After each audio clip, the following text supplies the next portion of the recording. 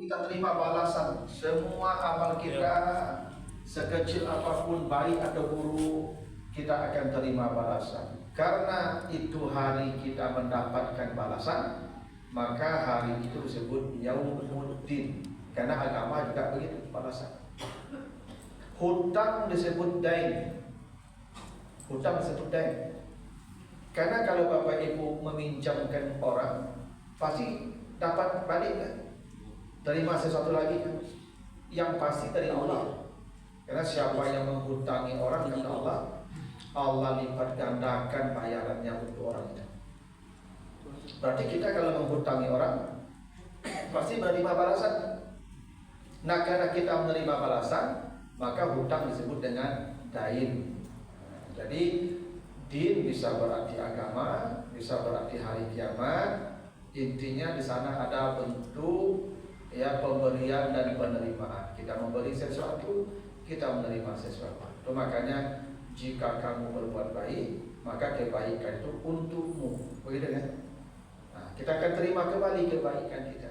Makanya jangan merasa berjasa berbuat baik kira-kira gitu. Karena ibu bapak berbuat baik bukan untuk orang, untuk kita sendiri. Ibu bersedekah bukan berbuat baik ke orang dapat kita bersedekah, tapi sedang menyiapkan kebaikan untuk kita di akhirat. Ini kalau tidak ada orang miskin, tidak ada orang mau terima sedekah, kita tidak dapat kebaikan. Justru ada orang miskin kita beri dia, kita dapat kebaikan dari pemberian kita. Nah, itu kenapa kita tidak boleh merasa berjasa kalau berbuat baik kepada orang. Maka jangan membincangkan kebaikan kita kepada orang. Karena kebaikan kita itu bukan untuk dia, untuk kita. Karena nanti kita akan terima namanya din. Kira-kira gitu, ya. Itu makanya konteksnya ada orang riya di sini kan, allazina hum yura'un, orang yang riya kan. Karena orang riya itu tidak berharap balasan di akhirat. Dia berharap simpati manusia di dunia. Gitu. Orang yang riya, dia tidak percaya dengan ad-din. Makanya dia cari balasan dari manusia. Itu makanya yura'un konteks itu allazina hum yura'un, orang-orang yang riya. Karena orang yang riya itu tidak percaya dengan ad-din. Kalau dia percaya balasan Allah, ngapain dia sibuk-sibuk dengan balasan manusia? Nah, begitulah konteks ayat itu. Itu makanya Allah bertanya, tahukah kamu siapa orang yang mendustakan ad-din? Ad-din itu bisa berarti agama, bisa berarti hari kiamat. Satu, mereka itu kata Allah, fazalikal ladzi yad'ul yatim. Itulah orang yang menghati anak yatim. Nah, sebenarnya begini Ibu, yad'ul yatim itu bukan menghati. Bukan. Yad'u itu bukan menghati. Yad'u itu begini. Dulu Bapak Ibu, kalau seorang anak mati bapaknya, maka dia disebut yatim. Jadi yang yatim itu yang mati bapaknya, yang mati ibu tidak yatim namanya. Apa namanya Ustaz? Piatu. Tidak ada piatu. Tidak ada. Tidak yatim, tidak piatu, tidak ada. Namanya tidak ada. Yang mati bapak yatim, yang mati ibu tidak ada nama. Cuma kita biasanya nyebut piatu kan? Yang mati bapak yang yatim, yang mati ibu bapak yatim juga. Ya kan? Yatim itu artinya sendiri. Sesuatu yang sendiri itu bahasa Arabnya yatim.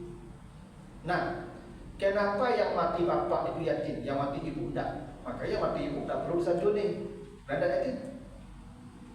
Nah, karena begini, ini dalam agama ya, kalau aturan syariahnya begitu. Kalau adat tradisi itu lain soal, itu tidak menjadi hukum. Kalau adat tidak jadi hukum. Jadi hukum itu ya nasnya. Kalau mati bapaknya, orang ini anak nih belum balik dia. Kalau sudah balik udah jadi begini. Ini bapak ibu tidak yakin lagi, walaupun mati bapaknya. Pakai. Ini yang yatim itu anak yang belum balik, yang mati bapaknya. Kenapa yang mati bapak yatim sendiri? Dalam agama, saya kalau mati sekarang, anak saya masih kecil, maka istri saya boleh tinggal di rumah saya selama 4 bulan 10 hari saja. Menunggu iddahnya habis 4 bulan 10 hari. Setelah 4 bulan 10 hari, maka dia diambil oleh bapaknya balik, diambil oleh walinya kembali, ya, kakaknya atau bapaknya, adiknya, walinya. Maka istri saya kembali di bawah tanggungan walinya. Begitu aturannya. Kalau saya mati, istri saya diambil bapaknya balik atau saudara laki-lakinya, karena mereka walinya. Ibu sebelum menikah milik ayah, setelah menikah milik suami. Mati suami balik ke ayah. Begitu aturannya. Iya. Mati ayah ke saudara, sampai mati ibu ditanggung mereka. Nah, dulu kalau seorang sudah habis iddahnya wanita 4 bulan 10 hari sudah habis, dia diambil bapaknya untuk dinikahkan lagi dengan laki-laki baru. Kenapa itu menikahi?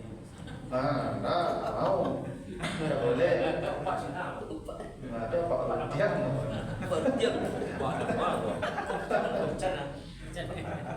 Jadi bapaknya tadi mengambil kembali anaknya karena tanggungan dia kembali, dia walinya.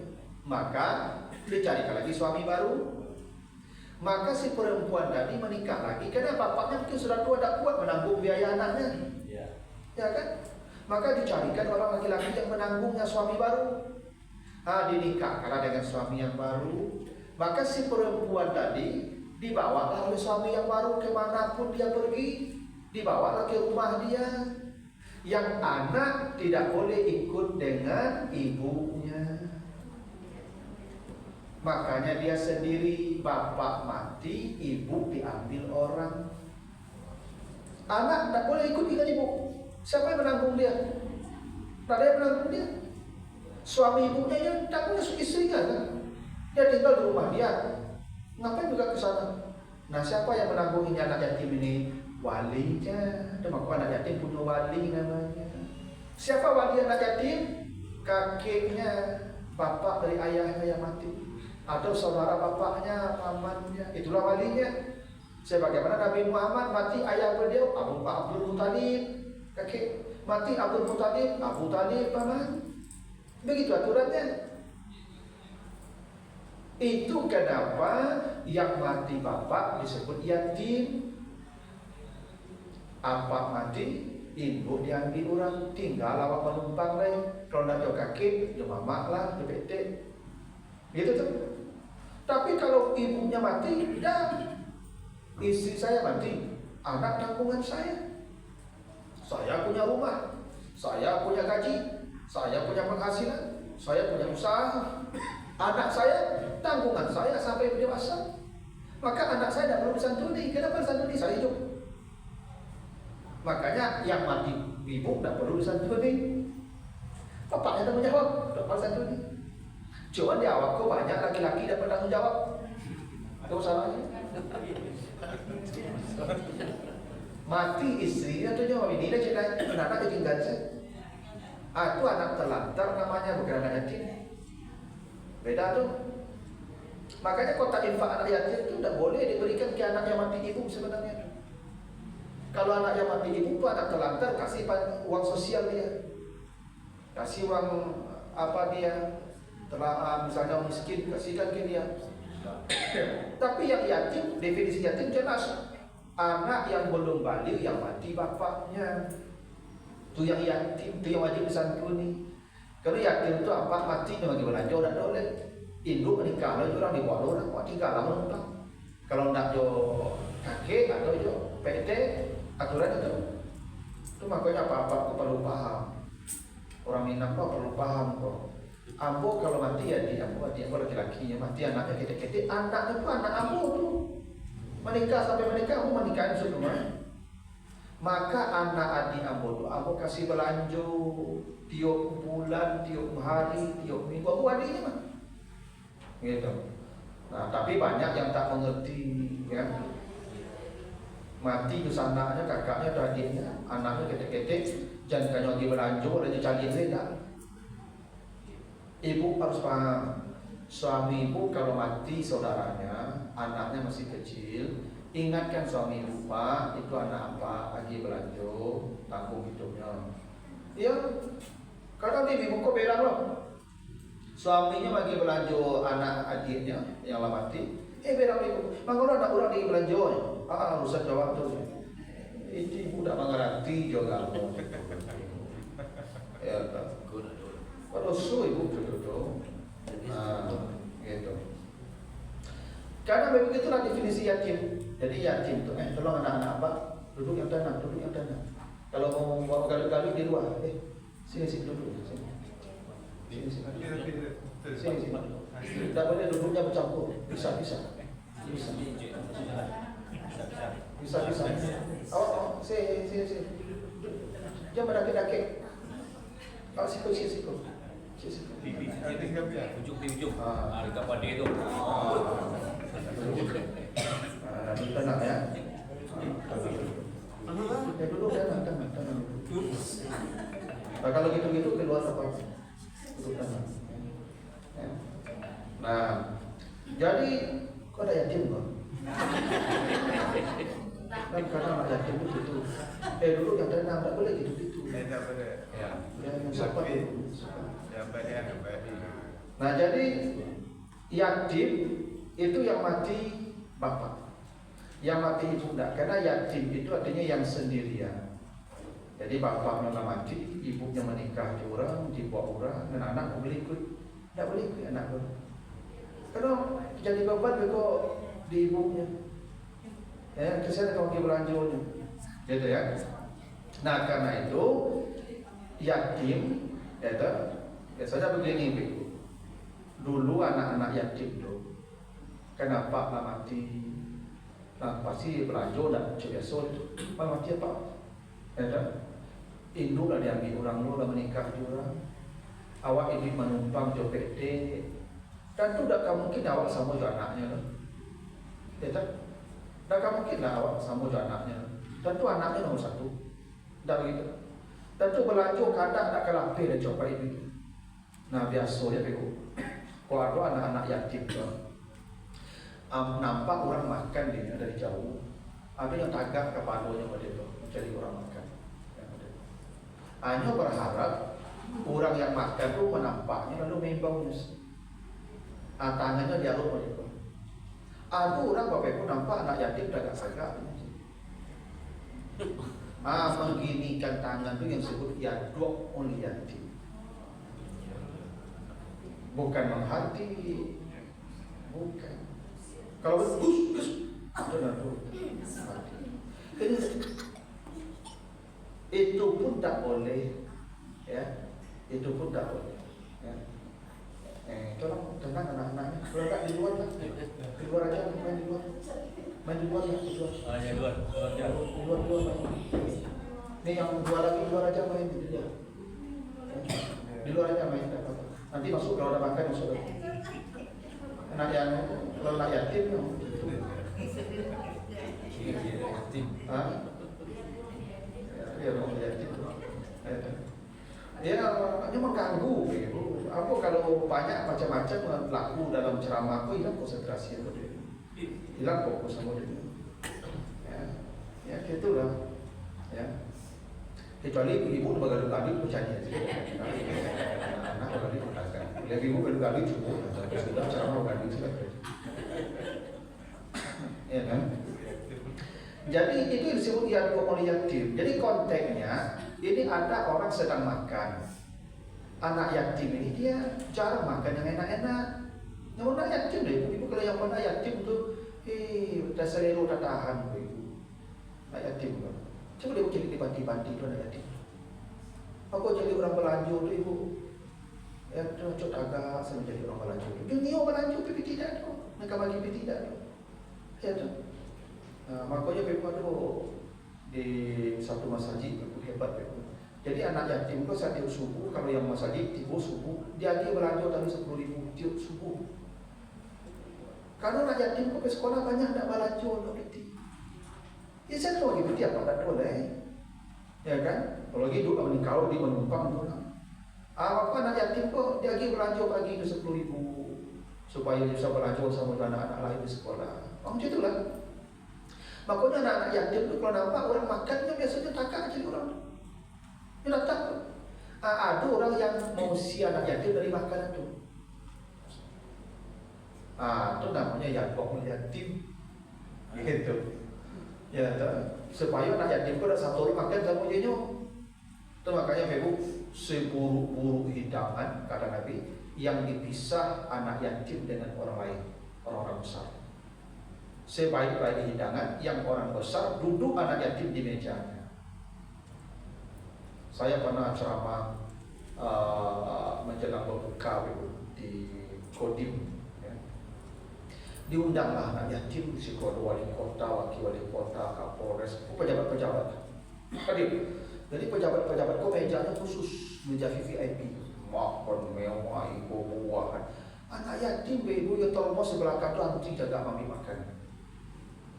Kamu akan menyapu orang-orang penting, satunya sakit, kamu mempermalukan orang-orang boleh. Harusnya anak yatim itu di VVIP itu dudukan. Itu jarang makan lama. Kalau wali kota orang yang di Alisi makan lama di Sonyanta. Enak. Mana salahnya anak yatim kok wali kota meja duduk anak yatim situ, wakil wali kota mejanya duduk anak yatim situ, kapolres mejanya duduk. Bahkan anak yatim pun suatu kemuliaan dia duduk pejabat-pejabat semeja. Aku naik di belakang kok duduk sama-sama. Antri ambil makan dia mau meja ajak makannya tanpa mewahnya. Tak boleh begitu dengan anak yatim tu. Ya. Ya doa bukan menghardik. Kalau anak makanan dia datang diusir itu namanya jatuh. Nah kata Allah itu orang yang mendustakan agama. Ya. Kalau mereka salatnya tidak bernilai, kata Allah. Itu maka masuk neraka dia. Fawailul lil musallin. Ya. Kalau dia beribadah dibuang ibadahnya oleh Allah. Itu bukan menghardik itu. Ya kan?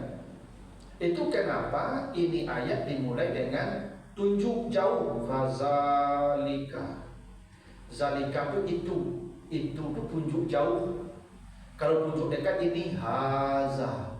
Ini. Allah tidak mengatakan haza, tapi zalika.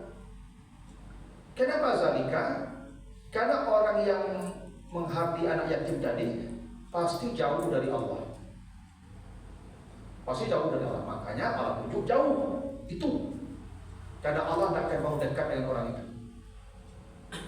Makanya Nabi pernah berkata, ana wa kafilul yatim kahataini. Saya dengan orang yang menyantuni anak yatim seperti ini di surga. Dekat. Tapi yang menghardik zalika jauh. Itu makanya manusia yang paling pertama diamankan nanti di padang mahsyar. Saat manusia berdiri di padang mahsyar 50.000 tahun, nanti baca di Al-Insan itu. Ya, surat Al-Insan 8 sampai 12. Inna nakhafu min rabbina yawman abusan kamtarira. Nanti wajah masam. Karena berdiri 50.000 tahun masam.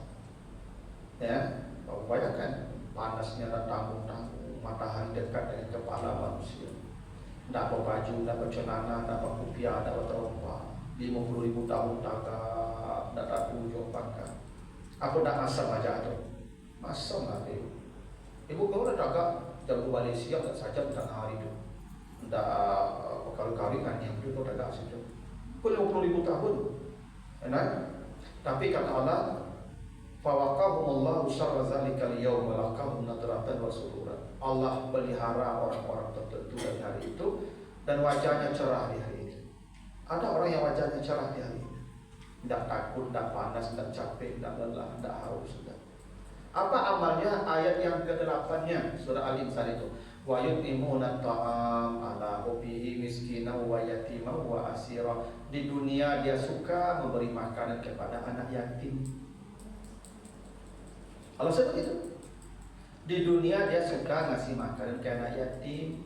Makanya ibu kalau ada rezeki, misalnya gini lah, ibu antar bari ke panti asuhan ke 2 kilo sebulan, 3 kilo sebulan. Ya cukup lah itu. Ya kalau 3 kilo kalau ibu ya saya anggap sehari bisa. Aku untuk anak yatim, pokoknya sekali sebulan buatan ke situ, ya kan? Cukup lah itu memberi makan anak yatim. Tak mesti kecuali kamu undang anak yatim ke rumah, kamu beri menu ramah, enggak, baris tidak 2 kilo sekali sebulan. Kan itu makanan. Itu.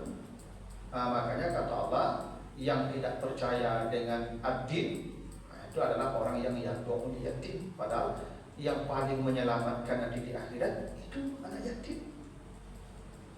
Ya, makanya itu anak yatim itu kalau bisa, makanya ibu saya tuh saya sampaikan ke Pak Pengurus, kalau bisa itu kotak amal anak yatim itu sekali Ramadan saya dibagi, kalau bisa tiap bulan dibagi. Karena kebutuhan anak yatim kan tiap hari. Karena Allah Mas Haji itu yang Pak Pengurus dia cuma mengumumkan PT anak yatim. Infak untuk anak yatim sampai hari ini sudah 100 juta sekian. Tiap bulan, tiap minggu 100 juta. Nah, anak yatim pun mengamu sebidu akan timbul lewat PT. Kalau bisa PT anak yatim buat kejut tiap minggu. Ya kan? Siap Jumat kan masuk. Si cuma belanja tiap hari mah. Ya tak? Kebutuhannya tiap hari mah. Cuma misalnya kalau di akhir langsung seketik, misalnya kalau sekali Ramadan kan banyak, ya tidak apa-apa. Kalau lah abi piti ada nanti, kau udah masih kilo baru infak. Makanya Ibu tidak akan rugi. Misalnya gini, saya sering menemukan Pak di masjid-masjid. Itu kan kota amalnya kan ada beberapa Pak ketidiannya. Selalu ketidian anak yatim kemudian. Padahal yang paling menyelamatkan itu infak ke anak yatim itu.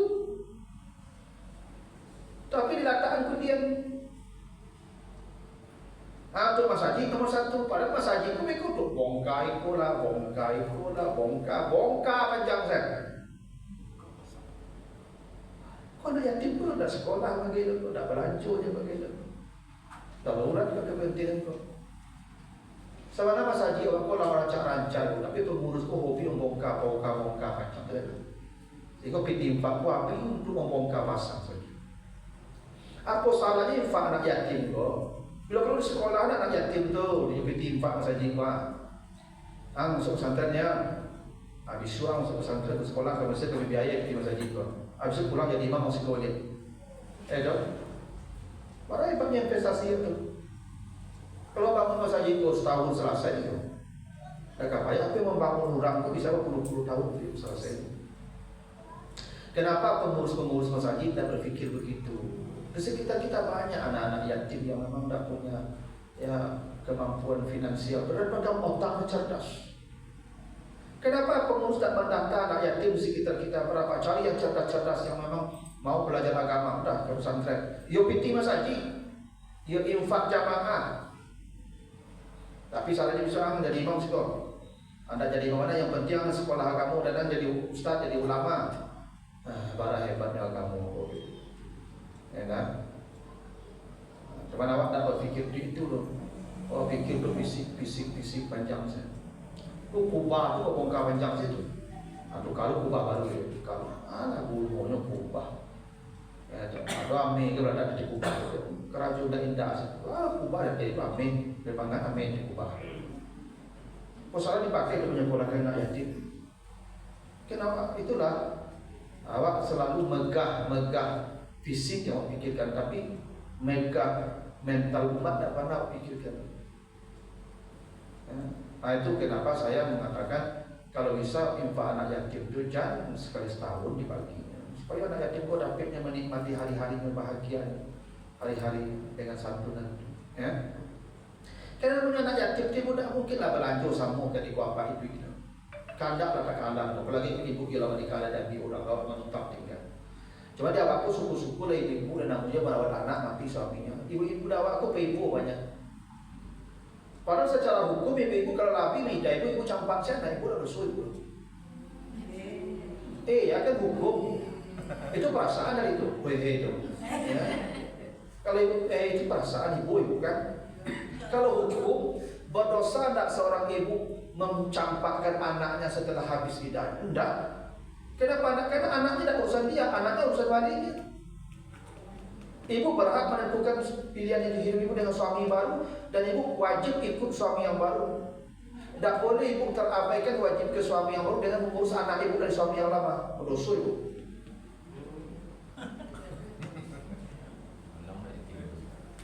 Ibu mengurus anak lebih sibuk ketika mengurus suami yang baru. Berdosa ibu. Karena kewajiban ibu ke suami dan ke anak wali wajib. Itu hukum. Kadang-kadang wali itu tidak sanggup. Anda bukan tidak sanggup punya damu. Abu Talib itu miskin tuh Pak, anaknya banyak, tapi Nabi Muhammad tetap tanggungnya. Soal kemauan dan ke apa aja, ke tekad saja, karena kita punya tanggung jawab. Di awal pun ibu-ibu pun boleh elok-elok. Kalau ibu kau mengerti aturannya, dia bisa meninggalkan anaknya dan tidak bersuruh. Begini, ibu lahir, suami ibu menceraikan ibu kan? Lahir anak ibu. Kini yang diceraikan ibu di suami ibu itu lahir anak ibu campak saya dari ke suami itu. Pak anak udah ya, kuat lah ya. Dan kau nikah lagi. Iya. Kadang ibu udah punya anak dan punya anak apanya? Ibu lahannya. Apanya yang punya anak? Makanya bin fulan. Tak ada urusan ibu anak ibu udah istrinya deh. Dia kata loh. Hah? Tidak, haknya. Itu haknya. Apa bercerai yang idahnya tapi dah melahirkan tuh. Yang idahnya sampai melahirkannya kalau hamil. Anak lahir kecampan anaknya dia. Dia kau anak udah. Anda pintu dulu aja. Tolonglah susun anak awak dulu. Ya kan, yang susun dulu. Kalau suami mantan suami itu minta menyusukan anaknya, para sebulan bayi yang boy. Jadi profesional ya. Bara minta 10 juta sebulan kan. Iya, nggak boleh ibu susukan. Itu pun ada kontrak berapa bulannya. Yang jadi ibu dielok saja bro. Kalau hukum tidak begitu hukum. Itu di Al-Quran ada. Iya, nanti baca itu di Al-Baqarah ayat 233. Itu aturan itu. Ya, seorang perempuan dia menyusukan anaknya 2 tahun kalau dia ingin. Kalau dia tidak ingin, tidak sepakat, maka si suami mencarikan ibu susuan. Baca di Al-Baqarah 233. Nanti baca lagi di surah At-Talaq. Ya, itu aturan perceraian begitu. Tidak ada kewajiban ibu. Karena ibunya tidak ada, ibu tugasannya melahirkan sampai selesai hidup. Selanjutnya apanya bunuh wali? Mati apa itu walinya dong? Ambo anak ambo, Fulan bin Sofyan bin bapak saya. Tidak begitu. Berarti bapak saya punya benih. Saya benih bapak saya, benih saya benih bapak saya. Tanaman yang punya benih, bukan yang punya lahan, bukan yang lahan yang punya tanaman. Makanya gini, ibu punya sawah, lalu ada orang menggarap sawah Pak. Siapa bayi wajib bayar zakat? Bukan siapa yang punya benih. Kalau benih dari yang punya lahan wajib zakat. Kalau benih dari yang menggarap yang wajib zakat. Berarti tanaman milik yang punya benih. Kalau sama berdua dengan bayi. Betul kan? Tapi kan kalau benih kan pasti dari suami. Tak mungkin istri punya benih. Karena benih sawah kan tahu dari isi ke sawah. Hanya itu makanya yatim yang mati bapak, yang mati ibu tidak ada urusan. Ya, yang mati ibu tidak wajib disantuni. Tapi kalau disantuni namanya uang sosial, ya kan? Nah, itu santunannya, ya bukan anak yatim, gitu. Ya. Nah itu yang disebut yatim ya. Jadi yatim itu yang mati bapak. Jadi kalau yang mati ibu, kalau mau disantuni juga jangan disamakan dengan anak yatim. Misalnya gini, ikut di kami komplek kan biasa anak-anak yang mati ibu dari aja kan, dari infak anak yatim kan, tidak boleh sama. Karena ada haknya ada sama. Ibunya mati itu apanya duit, suruh apanya tanggung jawab. Anak terlantar namanya, tidak yatim. Terlantar namanya tuh, anak yatim. Ya maka kalau yang terlantar kan uang sosial, bukan harta anak yatim. Ya makanya empat itu yang masuk neraka itu bertanggung jawab karena. Ada di kota Fisabilillah? Boleh. Yang sosial boleh, infak masjid boleh. Kalau yang fatwa anak yatim, kalau definisi hadis jelas yang mati bapak. Misalnya begitu. Cuman di awal diminta, oh yang mati induk yang lebih dulu. Kalau induk mati, bapak menikah, awal menikah. Kalau bapak mati, ibu jarang menikah. Nah itu dia diminta kok nggak beda budayanya. Cuman hukum ya begitu. Yang yatim tetap yang mati bapak, begitu. Nah itu yang wajib disantuni, itu yang mati bapak. Jadi Bapak Ibu jangan anggap ringan ya soal anak yatim, jangan anggap ringan. Karena garansinya orang itu berdusta dalam agamanya, kata Allah. Dia mengaku Islam bohong, kata Allah. Dia mengaku beriman bohong, kata Allah. Dia salat itu salatnya neraka, kata Allah. Kalau dia tidak mau mengurus anak yatim, ya. Tapi yang paling bertanggung jawab dengan anak yatim itu adalah wali yatim itu sendiri. Dia paling bertanggung jawab. Makanya kalau saya mati ya di saya cuek dengan anak dia, tidak ada gunanya salah saya. Tidak ada gunanya salah. Karena tanggung jawab saya abaikan. Ibu bapak saja yang tidak walinya bermasalah juga kalau mengabaikan anak yatim, apalagi yang walinya. Kalau udah punya cucu dia, Ustaz. Udah cucunya, misalnya keluarga kita itu, saudara kita itu meninggal. Setelah itu dia berkeluarga gitu kan. Yang anak kita itu meninggal pula kan. Cucu dari apa itu, apakah tanggung kita juga? Ya kan begini, karena gini, anak saya, ya kan, kalau mati dia punya anak. Anak dia tuh ya itu saya walinya, itu maksudnya. Anak saya yang laki-laki nih, kalau mati anak dia, cucu saya itu saya walinya, maka saya yang bertanggung jawab sampai saya mati itu sampai dia dewasa.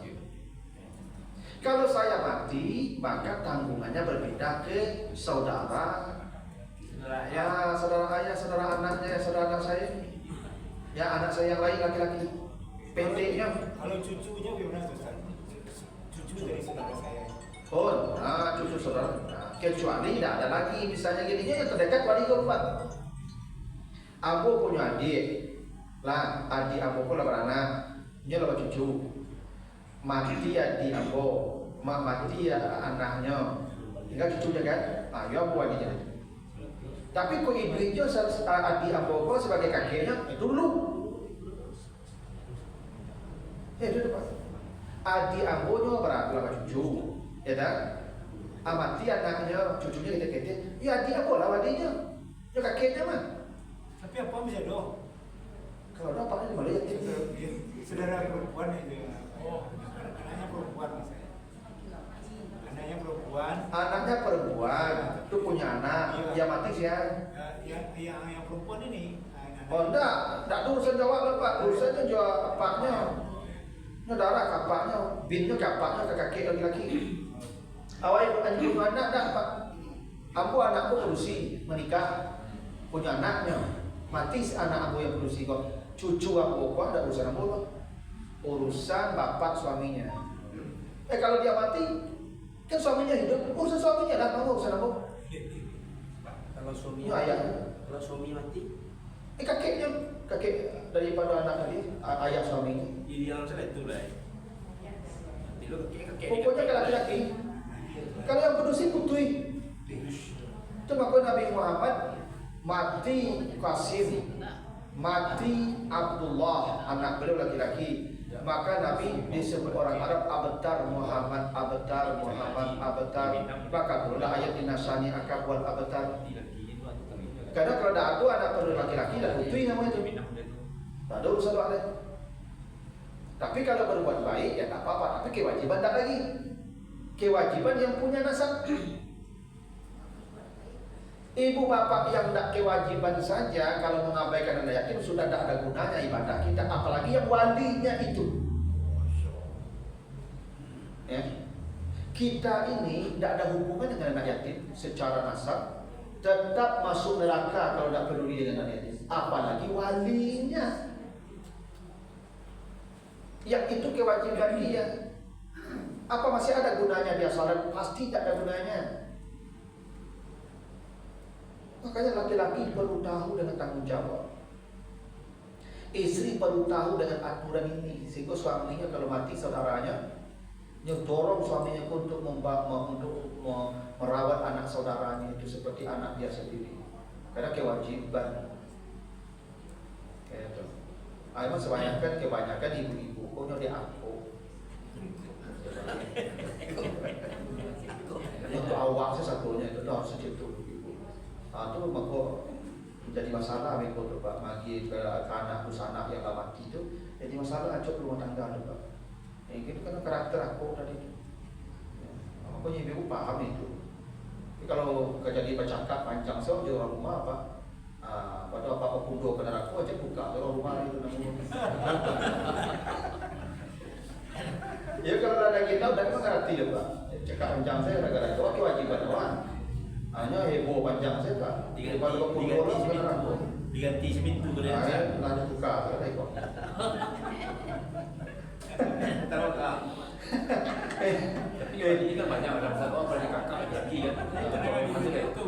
Ya boleh patungan. Iya. Ya boleh. Iya kan. Boleh. Laki-laki barat-barat. Iya. Misalnya ini adik aku mati, kami atau tiga laki-laki, seorang. Terus anak tu. Akhirnya isinya lain aku merawat. Dah anakku jampu setelah jampu dah kawan kalau biayanya sebulan patungan Pak. Gen. Kalau dah dan kawan nikah dah anakku bawa lagi kecil isinya kan istri adik aku. Awak pai bayu anakku yang usia 3. Juallah. Pada bayar per bulan patungan Pak. Ya betul tu Pak. Tak bisa Pak lengah-lengah anak yatim tu. Tak ada gunanya salat kita. Fawailul lil musallin. Tak dianggap beragama kita. Ini dengan anak yatim yang hukum apalagi kan yatim kita walinya. Lebih dahsyat lagi itu. Makanya itu dia anggap sepele masalah kalau mati di sana awak anaknya itu kalau terlunta-lunta walinya yang paling pertama ke neraka. Kecuali lah yang merawat, cuman kemampuannya segitu, Pak. Kayak Abu Talib itu susah bibirnya. Maka Nabi Muhammad baru kambing ulama membantu ya Muhammad tadi nyibirnya susah. Tak apa-apa. Ya, tapi jangan diabaikan dan dipedulikan. Ya. Itu makanya yukazimu fazalika. Jangan berharap dekat dengan Allah. Celaka dia, fawailun celaka dia. Yang begitu. Bulan nak wali Ustaz. Awak nak wali kan? Ya. Mau membantu anak yatim. Adalah makanya seperti ini dengan Nabi di surga. Oh, wayo tu mah. Kuat sungguh. Iya. Tapi bagi anak yatim itu hati-hati ya Pak. Kalau anak yatim produksi yang Pak rawat yang gede kan balik itu produksi. Kalau nggak baliknya apa cari suami lain atau tidak apa nikahinya lain. Ya Pak nikah. Oh ya, tidak boleh apa serumahnya. Tidak marah apa? Tidak marah. Kalau apa merawat anak yatim, apa ambil anak yatimnya produksi. Setelah balik Pak, pilihannya dua, apa carikan rumahnya lain surahnya, kontrak ke rumah dia atau apa carikan suami dia. Sehingga jangan serumahnya Pak dia balik, tidak marah apa. Kalau tidak apa menikahnya. Oh, iya. Ya boleh lah, tidak marah Pak. Iya, nak marah Pak. Cuma beyo tu ibu. Buli itu buli. Oh, buli ada. Tidak, memang begitu, bukan buli, memang begitu harusnya. Jadi ibu apa tidak merawat anak yatim kan kadang dalam anak sekarang tinggal selama jawab. Mengenai lagi yang kurang lah Ustaz. Cara mana? Nikahnya telah dua lawak merawat ni. Awak bayar semua ikut. Ya kurang. Teman, lain kata aku mengijik ibu. Propaganda tu lain. Yang propaganda aku tu jauh beda lah. Cuma mengijik ibu kan. Kalau tak boleh. Ya kan nak berharap, tak boleh kalau sebelum balik boleh. Ini belum balik anak masih boleh tinggal di sana. Itu makanya yatim itu batasnya balik. Itu batas yatim. Kalau sekolah berapa dulu Ustaz? Sekolah itu sebenarnya kan sekarang aja. SMA lah. Tapi kalau udah sekolah ya, kalau lah balik mimpi basah tidak ada yatim. Nuk berapa kadang tak kuat. Perempuan adalah haidnya nikahkan nih. Jadi itu suami yang menanggung ibunya nih. Kalau umumnya itu mau ada, itu. Laki-laki pernah 7 wadi, itu. Kalau kita sekarang ukuran kelas 10 SMP, kayak kelas 2 SMA kan, kelas 1 SMA lebih banyak itu. Ayah produksi kalau tidak sekolah nikahkan nih. Kalau laki-laki ya kerajuan nih. Tak perlu satu nilai, tapi kalau nyola masih kuliah sekolah, tamat SMA, sampai SMA, gitu. Nah, itu sampai yang 20 yatim ya, 2 yatim ya. Itu lah dulu. Ya. Makanya apa-apa kalau mati istri, kalau anak dibawa sama orang. Ya begitu. Siap ya nih, lo nak jadi lo ini mati. Ada kantin tu ada balik. Enggak apa, kalau mati biasanya awak berubah. Ibu kok jarang yang mati dulu, ibu kok panjang umurnya. Karena awak aku mati sampai sasa sedang bocor. Bapak ini aku paling mana? Ibu sama bapak apa? Banyak ibu pada bapak kan. Iya. Makanya yang banyak mati dulu ke bapak. Iya. Iya memang seperti itu. Iya. Memang kejadian seperti itu banyak. Rata-rata memang ibu kok mati lambe, bapak kok mati capek kan. Kadang dia mau kamu mati capek kok perangi ibu tuh.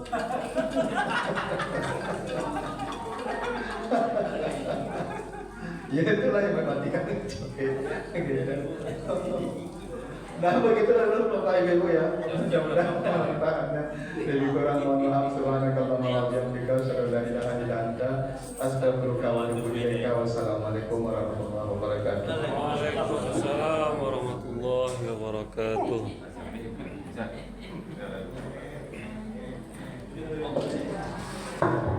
Ya, terima kasih banyak kita ucapkan kepada Ustaz yang telah memberikan penjelasan tafsir Al-Quran yang kita bersama. Semoga kita ambil kesimpulan hikmah dan kita praktekkan dalam kehidupan kita. Amin ya rabbal alamin. Akhir kata, assalamualaikum warahmatullahi wabarakatuh. Waalaikumsalam warahmatullahi wabarakatuh. Allah